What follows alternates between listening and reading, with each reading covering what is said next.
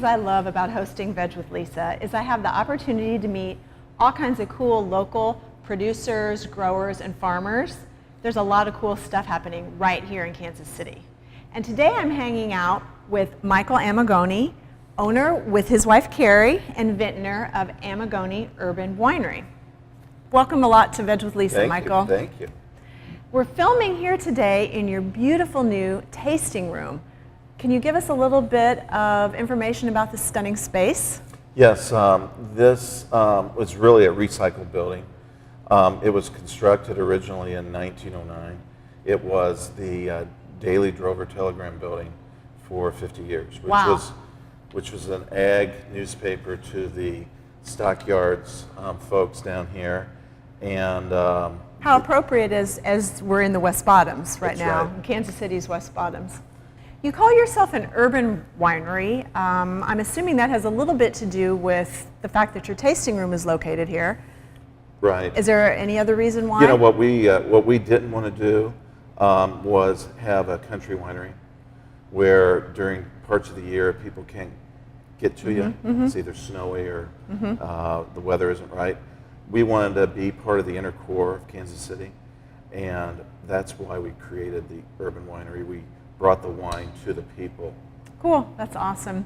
So I understand you planted your first grapes over 15 years ago in your backyard in Leawood, Kansas. Yes. Now, that sounds a little crazy to me. Can you give me some idea what made you decide to do that? Well, I started making wine about 17 years ago, and then as a natural progression, you want to have fresh product. Okay. And so I wanted to grow my own grapes, and so I planted 40 Cabernet Franc vines in my backyard in Leawood, and actually made some wine and won a blue ribbon in an amateur contest with those grapes. That's amazing. Do you still produce, I think you produce over 1,000 cases a year, am I correct? Yeah, around 1,500. 1,500 cases a year. You surely don't grow all of those grapes in your backyard in Leawood, Kansas. Nope, not at all. We have 10 acres of farmland. That is 4 acres of it is vineyards. Where is it located? It's in Centerview, Missouri. Okay. Which is between Warrensburg and Powell Gardens. Oh, sure, absolutely. East side. And where do you ferment and produce your wine? We actually have a warehouse that we share with Boulevard Brewery. Oh, okay, another hometown favorite. Yeah, it's not at their main building, but it's a sub-building, and we actually ferment our wine in there, and we also bottle in that building. So something that I'm not familiar with that I know you do here is you have wine on tap. Yes. Can you tell me a little bit about that? Is this new? It's very new.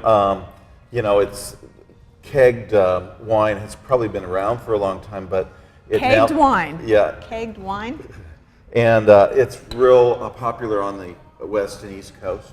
Okay. And there's special taps that you need to purchase, as well as the different temperature zones you need for white wines and red wines. So is one of the benefits that it keeps the wine at the proper temperature for serving? That's one. The other one is it's very, very green. We're not... Oh, no sulfites? Low sulfites. The other issue is we don't have bottles, corks, capsules, and labels to make. Wow. So it drives down the cost that we can sell it. I love the local angle, but that begs the question that I have to ask you. Missouri is not exactly known for wine production. I think I heard someplace that before Prohibition, Missouri actually produced a lot of wine, but how do you deal with that preconception? And you're an award winner, but still, people aren't expecting a good quality product typically out of Missouri wine. You know, typically Missouri has grown hybrid grapes, and hybrid grapes have a lot different flavors than a typical California type grape. Okay. I really didn't like those other flavors, and so I went the hard route, the very challenging route, to grow what's called vinifera. And that's the class of grapes that contains most of all the great wine varieties that people know, like Zinfandel, Merlot, Cabernets, Chardonnays, and those type. And it even covers, the vinifera class covers any of the wines you might get from Europe, like Nebbiolos or Sangioveses from Italy. Covers all the classes of the Bordeaux and the Burgundy area of France.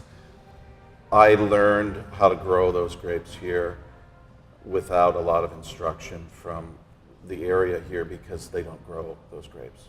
I read that your grandfather, your Italian grandfather, Yes. also made wine. He did. He came from Milan. Okay. And he made wine. He also had a construction company, which is not a big surprise for Italians.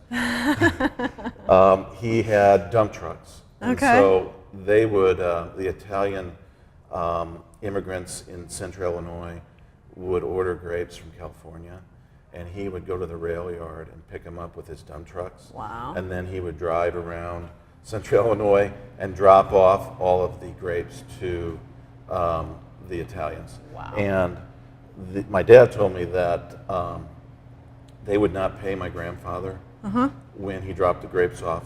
Instead, they wanted to come to his house and pay him so they could drink his wine. So It must have been good stuff. I think so. Did you know your grandfather? Did I you? didn't. Oh, I didn't that's get a a shame. chance to meet That's a shame. I'm dying to have a taste. What have you got for me here? Well, in honor of the building, which is the Drover Telegram building, you got to know what do you know what a drover is?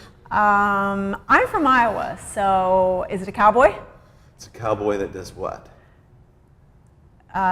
Moves cattle? You got it. Oh, yes. Yes. Yeah, or sheep. Sheep? And then on the front of our building, you saw the ram's heads. Yeah, So- yeah. So we made a blend especially for the building, and Okay. it's called the Urban Drover. The Urban Drover. And so let's saddle up, and we can have a taste of the Urban Drover. Perfect. This is a couple of my favorite grapes: Cabernet Franc, 50%, and Petit Verdot, 50%. And you grow both of those? Yes.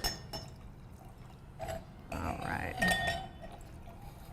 I'm saddled up, and I'm ready to taste. Tell me a little bit about this, Michael. Petit Verdot normally is a blending grape. Like in Bordeaux blends, they put 1 or 2%. I'm kind of infatuated with Petit Verdot. I have 100% Petit Verdot out, coming out very soon. Oh, okay. This has 50% in it. It's a total explosion of fruit. Your palate will almost like get overdosed.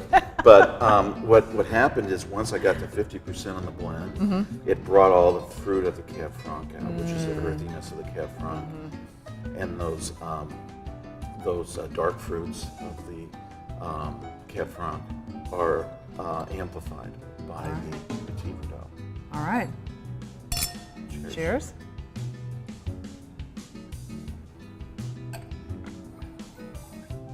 Oh, wow. It is an explosion of fruit. It's got a real soft tannins. It's the finish Yeah. keeps going a little bit, going and going, and at first your mouth was like, oh my gosh, this is total explosion, and now your Softens palate's off. going to start adjusting, and now on the second sip, it'll be an even different taste. Absolutely. Now you're starting to taste a little bit of blackberry, a little bit of dark fruit. The tannins are real soft. Nice. A little bit of tar, Tar. licorice. Yeah, The terms they use for wine, it Yeah. just blows me away. Yeah. It's wonderful. I love it. Everything you've done is fabulous, and thanks so much, Michael. We really Yeah, thanks appreciate for it. coming by. Yeah, absolutely. Bet.